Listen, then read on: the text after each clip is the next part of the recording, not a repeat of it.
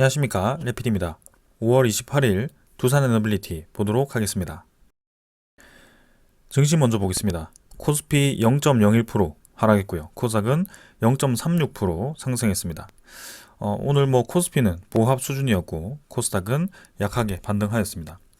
수급적으로는 외국인 투자자 코스피에서 440억, 기관 투자자는 1200억 정도 매수하면서 크게 매도는 없었습니다.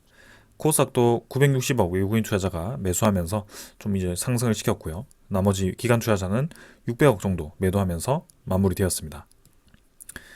자, 코스피는 2700 중반 정도, 초반 정도를 왔다 갔다 하면서 아직까지도 제자리에 있습니다. 그래서 어제와 마찬가지로 추세는 그대로 유지하되 확실한 방향을 잡지는 않고 있고요. 고점을 지금 저항을 맞으면서 동일한 제자리를 걷고 있습니다. 그래서 이번 주 31일까지는 MSCI 관련해서 리밸런싱 이 수급들이 좀 오갈 거기 때문에 그런 것들에 대해서 변수가 좀 있습니다. 그래서 그런 것들 좀 살펴보면 될 것 같고요. 어제와 비슷한 위치였기 때문에 가볍게 넘어가겠습니다. 기관 투자자는 1100억 정도 매수하였고요.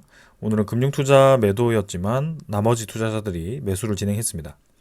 외국인 투자자는 440억 매수하면서 특별하게 매도 없었고요. 어제 이틀 정도 매도했던 것을 조금 메워주는 모습입니다. 코스닥은 쌍바닥 근처에서 한 번 더 반등을 진행했는데요. 아직까지는 완벽한 지금 이제 반등을 하고 있다라고 보기는 어렵습니다. 그래서 마찬가지로 이제 2차 전지 테마라든지 시가총액 상위 종목의 그런 좀 이슈로 많이 떨어졌었는데 그 시가총액 상위 종목 중에 하나가 다시 한번 반등을 하면서 지수는 좀 끌어올렸지만 전체적으로는 사실 아직까지도 수급적으로는 좋지는 않습니다. 그래서 외국인 투자자가 960억 매수하면서 이틀 정도 들어왔지만 아직까지 코스닥은 완벽하게 반등하고 있다라고 보기는 어렵고요. 기관 투자자도 600억 가까이 매도하면서 금융투자 대부분의 물량이긴 했지만 여전히 800 중반 정도에서 정체를 보이고 있습니다. 여기서 금리에 대한 인하가 시작된다면 코스닥도 힘을 받을 그런 상황이 생기겠지만 아직까지는 그런 상황이 나오지는 않고 있습니다. 해외 시장은 어제 미국 증시는 휴장이었고요. 오늘 니케이라든지 상해종합은 거의 우리나라 증시와 비슷하게 약하게 조정을 받거나 보합 수준이었습니다. 환율은 1359원으로 4원 정도 떨어졌고요. 고점을 이제 점점 누르면서 아래로 눌러지고 있습니다. 저점을 이제 갱신하는 그런 움직임이 좀 나온다면 더더욱 좋을 것 같고요. 점점 이제 고점에서부터 하나씩 저점을 떨어뜨리면서 고점도 떨어뜨리면서 진행되고 있기 때문에 한 1340원 정도 그 아래로 떨어져 준다면 좋을 것 같습니다.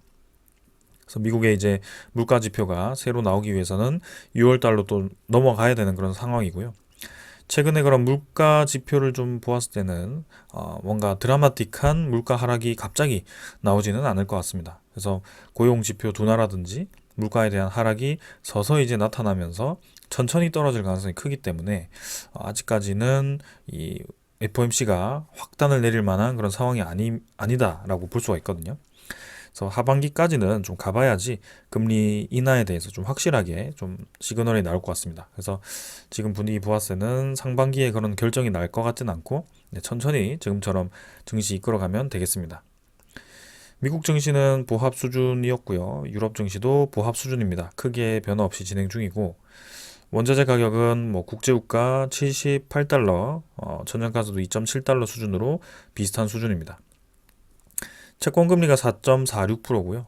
마찬가지죠. 어제와 유사하기 때문에 사실 특별하게 말씀드릴 것이 없습니다. 오늘은 이 정도로 증시에 대한 분위기 가볍게 좀 보고 넘어가도록 하고요.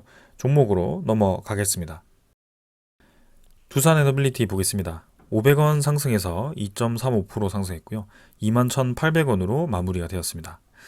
자, 오늘도 이제 추가 상승이 진행되었고요. 장 초반에 이제 급등을 하면서 또 진행을 하다가 한번 이제 쭉 눌러버렸죠. 그래서 중간에 이제 하락으로 전환했다가 다시 한번 힘을 받아서 올라가는 모습이었고요. 시간의 거래는 어제보다는 적었지만 그래도 어제 절반 정도로 여전히 많은 수급을 보여주었습니다. 그래서 21,900원 정도로 100원 정도 올라갔는데요. 확실히 거래량도 힘이 있고 이 수급도 괜찮은 움직임입니다.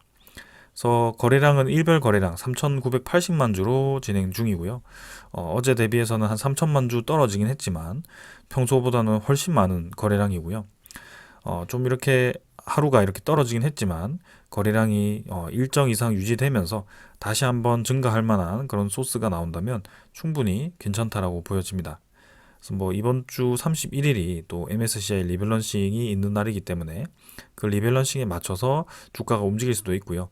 내일과 내일 모레 뭐 부합으로 진행되다가 31일에 뭐 바짝 올라갈 수도 있고 지금은 상황은 어떻게 될지는 알 수가 없는 상황입니다. 자, 그래서 이미 고점을 돌파한 상황이기 때문에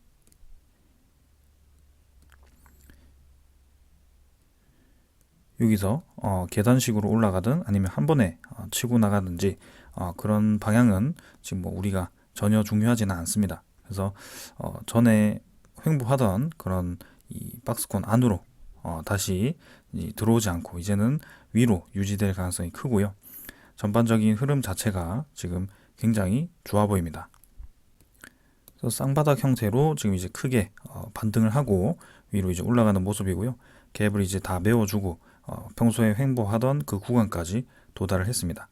그래서 이제는 고점 돌파만을 앞두고 있고 그 시기가 이번 달이 될지 아니면 다음 달이 될지 그거는 아직은 알 수가 없습니다. 자, 그래서 거래량이 내일도 추가적으로 줄어들면서 점진적으로 이제 감소하는 방향으로 가는지 그렇게 감소했을 때 일정 라인을 유지해주면서 진행이 되는지 오늘도 아래 꼬리를 달면서 길게 떨어졌다가 다시 그대로 메워주는 모습이었는데요. 그런 모습이 내일도 나와주는지 혹은 이대로 조금씩 올라가는지 그런 것들을 좀 살펴보겠습니다. 그래서 거래량이 줄어들었다면 다시 위로 올라가는 그 시기가 올 텐데요. 그 시기를 좀 기다려 보도록 하겠습니다. 자, 그래서 일단은 며칠 정도 더 이제 움직임을 봐야 될 것 같고요. 내일도 양봉으로 좀 나오기를 기대하면서 차트는 이 정도로 넘어가겠습니다. 기간 투자자는 49,000주 오늘 매수했고요. 외국인 투자자가 172만 주를 매수하면서 어제 이어서도 오늘도 굉장히 많은 물량을 매수했습니다.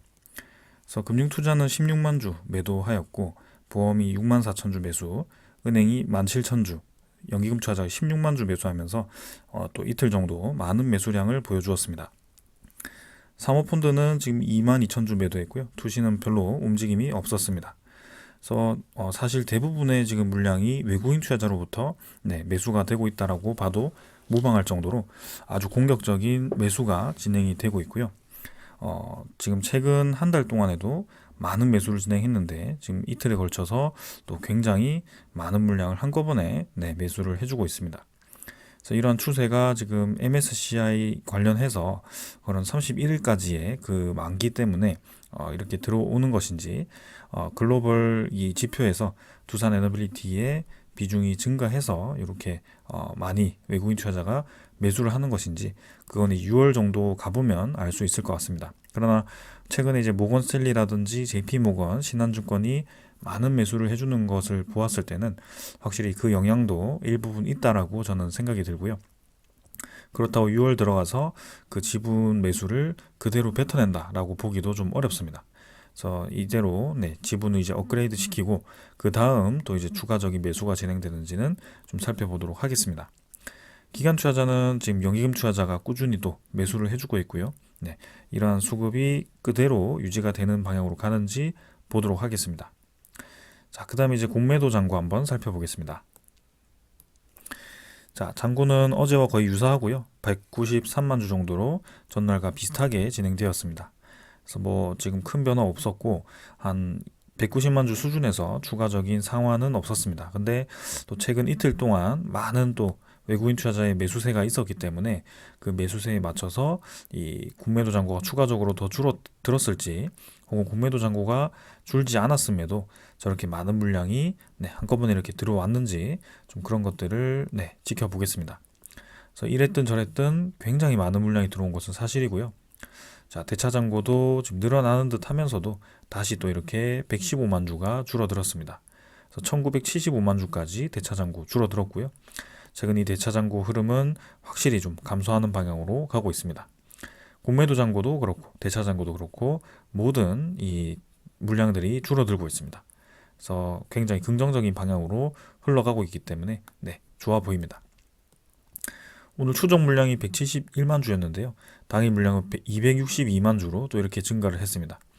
그래서 600만 주에 이어서 262만 주.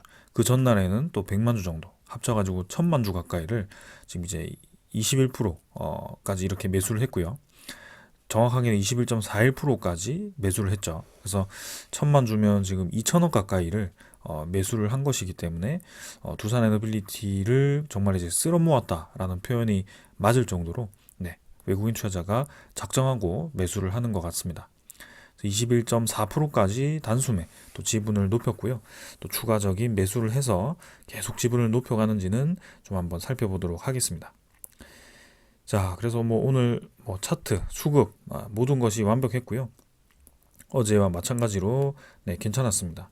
거래원도 네, 모건셀리 130만 주, UBS 130만 주, JP모건 120만 주 이렇게 해서 이 자주 보이던 그 외국인 증권사들이 또 매수 상위에 위치를 했고요. 오늘은 네, 장 초반에는 JP모건 매도가 나오면서 좀 이제 프로그램 매도도 한 200만 주 가까이 마이너스였는데요. 또 장 막판에는 플러스 146만 주로 이렇게 또 전환이 되었습니다. 뭐 차익 실현 물량도 일정 부분 나왔음에도 불구하고 그 물량을 다 소화하고 이렇게 이제 상방으로 밀어붙였다라는 뜻이고요. 그만큼 지금 두산 에너빌리티에 매수세가 강하게 붙어 있다라고 볼 수가 있습니다. 그래서 여느 때와는 좀 다른 움직임이 나오고 있고요. 계속해서 이런 이 움직임이 이어질 가능성도 충분히 있어 보입니다. 지금 이제 저항이 있을 법한 그런 자리이기 때문에 한 23,000원 정도, 22,000원 정도에서 한번 이제 저항을 맞을 가능성도 있는데요. 우리의 예상을 깨고 오히려 그 저항을 한 번에 돌파해서 또 올라갈 가능성도 있습니다. 그러기 위해서는 우리가 기대하는 그런 소식이 좀 이제 가시화가 되어야 되는데 UAE 대통령이 이제 오늘 방한을 했기 때문에 내일 정상회담에서 그 관련 소식이 뭐 조금이라도 나온다면 반응을 할 거고요. 혹은 뭐 그냥 이 두루뭉실한 그런 뭐 얘기가 나온다면 특별하게 뭐 반응은 하진 않을 것 같습니다. 그렇다고 그런 소식들이 네, 나쁜 소식이 아니기 때문에 계속해서 긍정적인 분위기는 이어갈 것으로 예상이 됩니다. 자, 그래서 오늘도 네, 좋게 마무리되었고 내일도 네, 고점을 갱신할지 한번 보도록 하겠습니다. 자, 그 다음에 이제 기술적인 부분 다 말씀을 드렸고요. 오늘 이제 준비한 소식들 하나씩 전해드리도록 하겠습니다. 자, 먼저 전해드릴 소식인데요. 자, 공시 하나가 갑자기 나옵니다. 두산 에너빌리티의 SMR 기자재 납품 관련해서 공시가 나왔고요. 지금 이제 장 마감 이후에 나온 것으로 보여지고 풍문 보도의 매체가 이제 서울신문 등 이런 매체에서 네, 어제 제가 말씀드린 것처럼 SMR 협력사 잭팟 임박 그래서 두산 에너빌리티가 2조 가량의 기자재를 수주할 거다라는 얘기가 나왔었는데요. 근데 그 내용에 대해서 지금 이제 일부분 공급 권리를 지금 이제 기자재 공급 권리를 가지고 있지만 보도와 같이 뉴스케일 파워사의 SMR 공급과 관련해서 당사의 기자재 납품은 구체적으로 확정된 바는 없다라고 얘기가 나왔습니다. 근데 이 내용이 사실은 이제 사실 무근이다라고 이제 단정 지을 수도 있긴 하지만 사실 무근의 기준은 조금 모호하죠. 이 사실이 100% 되지 않는 사실인데 100%인 것처럼 얘기를 한 것과 지금 확실하지 않아서 한 98% 정도 되는데 2% 정도 아직 가능성이 있기 때문에 0%다라고 얘기하는 것과 완전히 다른 얘기가 될 수 있거든요. 근데 당연히 이제 전자라고 저는 생각을 하고 있고, 네, 이 회사 입장에서는 뉴스케일 파워사로부터 아직 이제 스탠다드 파워사가 그 본계약을 완전히 체결한 게 아니기 때문에 거기에 대해서 당연히 두산 에너빌리티의 기자재에 대한 얘기를 하지 않았을 거고요. 근데 이 기사와 함께 이렇게 관심을 많이 받고 외국인 투자자가 저렇게 공격적인 매수를 한 이유가 무엇일까에 대해서 우리가 정확하게 알고 있다면 네, 이러한 이 풍문 보도에 대해서도 네, 별로 네, 이 흔들림이 없을 거라고 생각이 됩니다. 자, 그래서 혹시나 흔들리시는 분들이 있을까봐 제가 다시 한번 이 내용에 대해서 좀 정리를 드리려고 하고요. 네. 오늘부터는 더 이상 저 내용에 대해서 흔들리지 않기를 바랍니다. 자, 두산 에너빌리티가 이제 두산 중공업 시절입니다. 미국 뉴스케일 파워에 지분 투자를 하기 시작하는데요. 이미 첫 번째 지분 투자를 꽤나 했었죠. 근데 그 이후에 2021년 7월 달에 뉴스케일 파워에 추가 투자를 하게 됩니다. 명목은 SMR 공급 물량 확보였습니다. 이 지분 투자를 한 것이 두산 에너빌리티가 두산중공업이 단순히 그냥 뭐 좀 뜰 것 같은 기업에다가 지분 투자해서 매각하기 위해서 한 게 아니고 이 SMR이라는 시장에 주목을 했고요. 거기에서 미국에서 가장 진도가 빨랐던 뉴스케일 파워에 주목을 했고 여기에 대해서 공급 물량 확보를 했다라는 것이 가장 핵심 포인트입니다. 두산중공업이 소형 모듈 원전 공급 물량을 추가로 확보하면서 SMR 기자재 제작 확대에 박차를 가하고 있다는 소식이 있었고요. 총 4,400 플러스 6천만 달러를 투자하면서 1억 400만 달러를 투자했고요. 두산 에너빌리티가 뉴스케일 파워의 지분을 상당히 많이 가지고 있다는 것도 우리가 알 수 있습니다. 그래서 지금 지분 투자에 이어서 거기에 대해서 이제 일정 물량을 이제 두산 에너빌리티가 받게 되는데요. 그 물량이 지금 제가 정확하게 기억이 나진 않는데 대강 이제 한 3조 가량이라고 이 기억이 납니다. 근데 그 내용에 대해서 아직 제가 찾지는 못했는데요. 여기에 대해서 추가적으로 보시면 자, 로펌 화우라는 곳에서 뉴스케일 투자 관련해서 두산중공업이 이제 자문을 했던 이력이 있습니다. 그래서 두산중공업이 국내 투자자들과 함께 미국 뉴스케일 파워 6천만 달러를 추가로 투자하고 SMR 기자재 공급 물량을 수조 원 규모로 확대하는 거래와 관련해서 법무법인 화우가 두산중공업과 투자자들에게 자문을 했다. 그러니까 의무적으로 이거는 이제 법적으로 두산 에너빌리티에게 수조 원 규모를 물량을 주어야 된다라고 이 계약을 통해서 정해진 겁니다.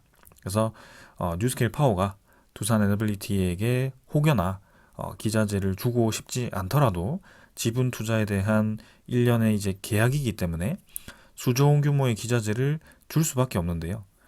그러한 상황을 정확하게 기억을 한다면 이 풍문 보도에 대해서 전혀 흔들릴 필요가 없습니다. 왜냐하면 뉴스케일 파워에 그 지분 투자를 한 두산 에너빌리티가 당연히 이 뉴스케일 파워의 수주권에 대해서 이 기자재를 가져가는 것은 사실입니다. 거의 뭐 99.9%라고 해도 될 정도의 그런 상황이기 때문에 그렇게 이제 기사가 나간 것 같고요. 여기에 대해서 이 풍문 보도 해명이라고 해서 미확정이다라고 해서 여기에 대해서 좀 불안해 하실까봐 이런 얘기를 드립니다. 그래서 첫 번째 이유는 두산 에너빌리티가 뉴스케일 파워에 지분 투자를 했고 그 지분 투자는 뉴스케일 파워와 두산 에너빌리티가 수조 원의 기자재 공급 체결을 하기 위한 지분 투자였다라고 보시면 됩니다. 그리고 두 번째 이유는요. 자, 이미 루마니아 SMR에 대한 얘기가 많이 오갔습니다. 이 루마니아 SMR에 대해서 아직 두산 에너빌리티는 뉴스케일 파워와 계약을 하지 않았습니다. 그래서 사실상 루마니아 프로젝트도 두산 에너빌리티가 저렇게 이제 풍문 해명을 한다면 할 수 있는 그런 프로젝트고요. 그럼에도 불구하고 우리가 루마니아 프로젝트에 두산 에너빌리티가 기자재를 납품한다라고 생각하는 이유는 이렇게 이제 루마니아 대통령이 두산 에너빌리티 공장을 직접 방문해서 이 기자재를 만드는 그런 시설들과 그런 과정들을 보고 갔고요. 그리고 이 뉴스케일 파워의 존 호킨스 사장도 두산 에너빌리티를 방문해서 저러한 이 공급 관련 의논을 했을 겁니다. 그래서 그러한 것들을 보았을 때 당연히 이제 루마니아 프로젝트는 두산 에너빌리티로 갈 거고요. 거기에 이어서 이제 폴란드 원전이라든지 그 나머지들도 지금 두산 에너빌리티를 향하고 있습니다.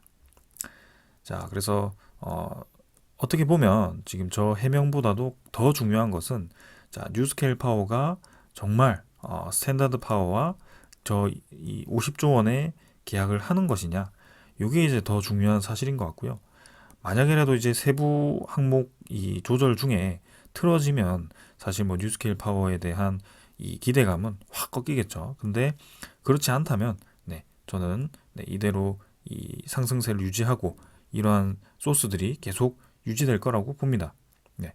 그래서 전혀 저 풍문에 대해서 흔들릴 필요가 없다라고 말씀을 드리고 싶습니다. 자, 그리고 또 하나 세 번째는 자, 두산에너빌리티 주가만 올라간 게 아니죠. 지금 뉴스케일 파워의 주가 장외 가격이긴 하지만 8.92달러입니다. 14.65% 상승 중이고요. 이미 이제 금요일에 16% 이상 올라가면서 이런 상황이 만들어졌습니다. 그래서 뉴스케일 파워가 사실 공매도 리포트가 두 번 나왔죠. 요때 한 번 나왔고 요때 한 번 나왔나요? 그런데도 계속 올라간다. 뭔가 이상하죠. 왜냐하면 분명히 이렇게 장기적으로 떨어질 때는 사업성이 없다. 계속 이제 그런 리포트 쏟아내면서 1.8달러까지 갔던 것이 지금 11달러까지 갑자기 이렇게 쭉 올라가더니 그때 명분이 뭐였죠? AI 데이터 센터에는 SMR이 필요하다. 그 SMR에 대한 관심도가 급증을 하고 있다. 그 소식이었습니다. 근데 어쩌면 스탠다드 파워와 구체적인 얘기를 오가고 있었을 수도 있고요. 그 내용이 지금 거의 결정되었다라고 볼 수도 있는 겁니다. 그래서 계약 금액이 50조에 달한다라고 얘기를 했고요. 그 중에 기자재 규모가 상당하기 때문에 두산에너빌리티도 관심을 받았던 겁니다. 자, 공매도 리포트 이겨내면서 올라갔고요. 이 50조 계약이 체결되면 대박이 나는 겁니다. 자, 제가 어제 이제 이 50조 계약 체결 관련해서 기자재가 이제 SMR이 24기라고 해서 총 6기 모듈이 24기가 아닌가라고 이제 얘기를 드렸었는데요. 그거는 제가 좀 정정을 하도록 하겠습니다. 정말 이제 이 77메가와트급 그 모듈이 24기가 들어가는 것이고요. 용량 자체는 한 1860메가와트 정도밖에 되지 않습니다. 자, 그러면 이제 생각해 보면 1400메가와트급 대형 원전 하나 짓는데 우리나라에 한 6조에서 7조 정도 들어가는데 뭐 체코 해가지고 한 10조 정도 들어간다고 봐도 너무 비싼 거 아닌가라는 생각이 좀 들죠. 그래서 1860메가와트 짓는데 하나로 50조가 들어간다? 이러면 SMR에 대한 사업성이 정말 있는 것인가? 이런 의문이 좀 듭니다. 그래서 제가 좀 대형 원전과 소형 모듈 원전에 대한 차이를 좀 이제 여러분들께 좀 알려드리려고 하고요. 각각의 장점과 단점이 있기 때문에 좀 이 영상을 통해서 좀 기초적인 그런 지식을 얻어 가셨으면 좋겠습니다. 자, 당연히 대형과 소형이 있는데요. 자, 대형과 소형, 일단 원자로 자체는 핵 반응을 통해서 원자로에 대한 열을 활용하는 그런 공정이죠. 그래서 열을 통해서 뭐 물이라든지 소듐이라든지 그런 것들을 빠르게 이제 기화시켜 가지고 그 기화된 이 증기로 증기 터빈을 돌리고 그런 이 원자로를 발전시키는 그런 역할을 합니다. 그래서 어떻게 보면 열 효율이 가장 중요하죠. 이 대형 원전은 원자로를 크게 하나 지어가지고 엄청나게 이제 열을 크게 발생시키는데 소형 모듈 원전 지금 용량만 보더라도 뉴스케일 파워는 77메가와트고요. 다른 데는 뭐 한 160메가와트도 있고 뭐 170도 있고요. 우리나라는 한 170 정도고요. 300메가와트 있고 그렇습니다. 그래서 종류별로 되게 많은데요. 일단 대형 같은 경우는 1400메가와트급. 그래서 지금 용량만 보더라도 최소 한 4배 정도 차이, 많게는 이제 20배 정도 차이가 납니다. 그래서 이 열 효율 입장에서는 당연히 이 모듈이 작으면 작을수록 열이 빨리 식을 거고요. 거기에 열 효율이 좋지 않을 겁니다. 그래서 그러한 이제 단가 자체가 효율적인 면에서는 당연히 소형 모듈 원전이 비싸고요. 이거는 뭐 어쩔 수가 없는 상황이죠. 그래서 300메가와트급을 딱 맞춰가지고 효율은 최대한 살리되 모듈은 작게 해서 일체화시켜서 진행하자. 어떻게 보면 이거는 소형이라기보다는 중형에 가까운 그런 모델이기도 합니다. 그러나 이제 300메가와트 이하라고 이제 소형 모듈 원전을 지정했기 때문에 뭐 다 포함이 되기는 합니다. 아무튼 뉴스케일 파워는 소형 모듈 원전 중에서도 모듈 하나당 용량이 작은 편이다. 그럼 뭐가 좋으냐? 열 효율 좋지 않은데 왜 뭐가 좋냐? 당연히 이제 작으니까 열이 빨리 식겠죠. 그래서 효율이 좋지 않은 만큼 어떻게 보면 이제 안정성이 좀 높을 수가 있습니다. 그래서 자연 냉각이 유리한 상황이고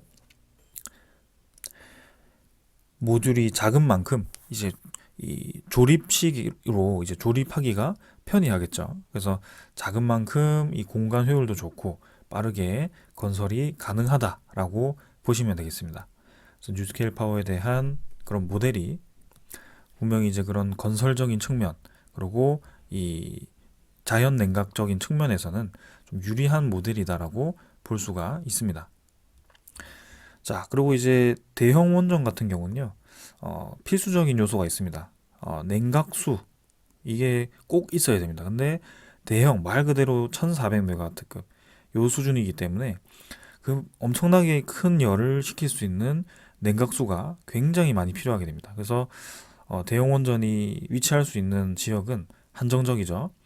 큰 강이라든지 큰 호수라든지 아니면 큰 바다 앞, 그죠? 깊은 바다 옆, 네, 그렇게 좀 이제 위치를 좀 해야 되는 장소가 제약적입니다. 그리고 이제 이 사고가 발생했을 때 자연 냉각이 어렵죠. 냉각수가 계속 이제 원자로 주변을 돌거나 원자로 직접 들어가서 돌면서 열을 식혀줘야 되는데 냉각수 공급이 끊기면 이제 대형 사고 나는 상황이 생깁니다. 그게 체르노빌과 후쿠시마 원전의 일환이었고요. 근데 소형 모듈 원전은요, 아까도 말씀드렸다시피 자연 냉각이 가능하고요. 그런 냉각수가 거의 필요가 없기 때문에 사실 이 지역에 크게 제약을 받지 않습니다. 그래서 이 소형 모듈 원전은 정말 이제 이 지형에 제약받지 않는다라는 그런 장점 때문에 또 다른 장점이 생기는데요. 대형 같은 경우는 강 옆, 뭐 바다 옆 이렇게 이제 있기 때문에 사실 내륙 지방에 있는 그런 산업 단지에 전력 공급을 하기가 쉽지가 않습니다. 그래서 아주 긴 송전로를 형성해서 내륙으로 이제 보내야 되는데요. 그 송전로가 길면 길수록 당연히 이제 전류를 흘려보내기 위해서 고압을 걸어줘야 되죠. 이게 다 비용이거든요. 근데 소형 모듈 원전 같은 경우는 바로 이제 지방에다가 그냥 필요한 만큼 모듈이 또 77메가와트급이기 때문에 뭐 2기만 필요하다, 한 3기만 필요하다, 아니면 6기 필요하다 이렇게 되면 딱 이제 400메가와트급 정도 되는 수준으로 만들고 그걸 이제 필요한 지역에 이렇게 멀리 돌려 가지고 송전로로 보내는 게 아니고 바로 데이터 센터 옆이라든지 산업단지 옆에다가 꽂아가지고 바로 전력을 공급하는, 그러니까 전력 손실이 거의 없는 거죠. 그래서 고압 송전을 할 필요도 없고요. 고압 필요 없고 송전로를 설치할 필요도 없습니다. 이 많은 비용이 사실 필요가 없어지는 거죠. 그래서 이러한 장점들이 이 SMR에 대한 이 부각을 시켰고, 특히 데이터 센터 같은 경우는 1400메가와트급을 대형으로 지어가지고 바로 데이터 센터 하나만 하기에는 이 1400메가와트급이 많거든요. 그렇다고 그 주변에 데이터 센터를 엄청나게 많이 밀집시키기도 좀 애매하고요. 그래서 한 400메가와트급, 뭐 300메가와트급 되는 애를 딱 놔두면 한 데이터 센터 몇 개 해가지고 딱 짜집기가 되기 때문에 이게 딱 들어맞는다는 거죠. 그래서 지금 송전로가 부족해서 이 발전을 해도 지방으로 못 보내고 내륙으로 못 보내고 결국에는 발전소를 꺼야 되고 이러한 불상사가 SMR은 발생할 수 없는 시스템이다. 그래서 관심을 많이 받았고 뉴스케일 파워고 혹은 뭐 웨스팅하우스 300메가와트건 뭐 아니면 캐나다, 뭐 영국 롤스로이스, 뭐 프랑스 EDF, 우리나라 한수원의 그 아이스마트 170메가와트급, 뭐 홀텍 이런 기업들이 계속 뛰어드는 겁니다. 중국도 그렇고 러시아도 그렇고. 그래서 미래를 보았을 때는 원전 사고도 줄이고 이 효율도 높이고 이제는 분산 에너지죠. 말 그대로 필요한데 딱 필요한 만큼 짓겠다. 이런 상황이기 때문에 고압 송전 자체가 필요가 없다. 이렇게 되는 것입니다. 그래서 지금까지 이렇게 열심히 말씀드렸던 게 뉴스케일 파워가 1800메가와트급 짓는데 50조 들어간다 라고 해서 그렇게 비싼 게 아니라고 말씀드리고 싶은 것이, 주변에서 끌어와 가지고 만드는 고압 송전이라든지 혹은 그런 안정성이라든지 그런 여러 가지를 고려했을 때는 충분히 지금 이 50조는 투자할 만한 상황이다. 그리고 초기 비용 입장에서는 상당히 비싸죠. 그래서 스탠다드 파워가 정말 이거 할 수 있냐 이렇게 생각할 수도 있겠지만 뉴스케일 파워의 정부 보조금이 118억 달러 수준으로 상당히 많은 보조금을 지원해 줍니다. 정부에서. 그래서 사실은 50조이겠지만 이미 정부에서 한 15조 정도를 지원받았다라고 보시면 되고 한 35조 정도라고 보시면 됩니다. 그래서 정부 차원에서 이제 SMR에 대한 사업을 살려주기 위해서 미국 정부에서 계속 크게 밀고 있고요. 그러한 결과로 이렇게 단가도 좀 낮아지면서 적절하게 많은 기업들이 관심을 가지고 특히 데이터 센터 기업들이 이렇게 공격적으로 투자를 하는 것입니다. 자, 그래서 결론적으로는 세 가지 이유 때문에 이 풍무는 뭐 크게 우리가 신경 쓸 만한 상황이 아니고 두산 에너빌리티 입장에서도 확실한 상황이 아니기 때문에 100%라고 얘기할 수 없기 때문에 그냥 이렇게 해명을 했다라고 보시면 됩니다. 근데 사실 두산 내부에서도 이미 수주한 것과 다름없겠다라고 예상은 하고 있을 것 같습니다.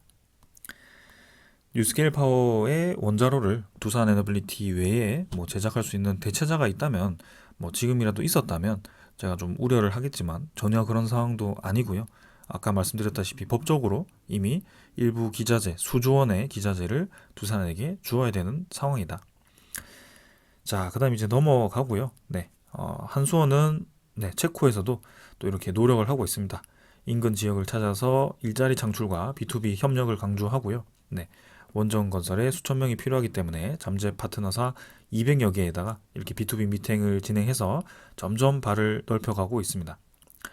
이번에 이제 이 두산 에너빌리티 회장도 우리나라에 지금 UAE 대통령이 왔음에도 불구하고 이번에 참석하지 않았는데요. 그 이유가 체코 원전에 거의 올인을 했다라고 또 얘기가 있었거든요. 그래서 그만큼 지금 두산 입장에서도 체코 원전에 대한 중요성을 인지를 하고 있고 거기에 지금 현지 기업 총수들이 매일같이 저렇게 이제 기업들을 만나고 이 산업을 형성하고 이제 체코 원전을 우리나라로 주었을 때 어떠한 이 상황이 만들어지는지를 몸소 지금 보여주고 있는 것 같습니다. 그래서 괜찮은 흐름이기 때문에 기대해볼 만합니다. 그래서 뉴스케일 파워 저 소식보다도 체코 원전 대형 원전을 내기 수주를 하게 되면 두산 에너빌리티는 뭐 기자재 2주가 아니고요. 기자재만 6조 수준의 수주를 할 것 같고 그 나머지 건설도 추가적으로 한다면 아주 큰 대상승을 보여줄 것 같습니다. 자, 그리고 이제 UAE 대통령이 이번에 왔고요. 우리나라 재계 이 기업 총수들과 만나서 마스다르 시티라든지 이건 이제 이 두바이 다음에 제2의 두바이라고 할 수 있는 마스다르 시티를 또 준비를 하고 있다고 합니다.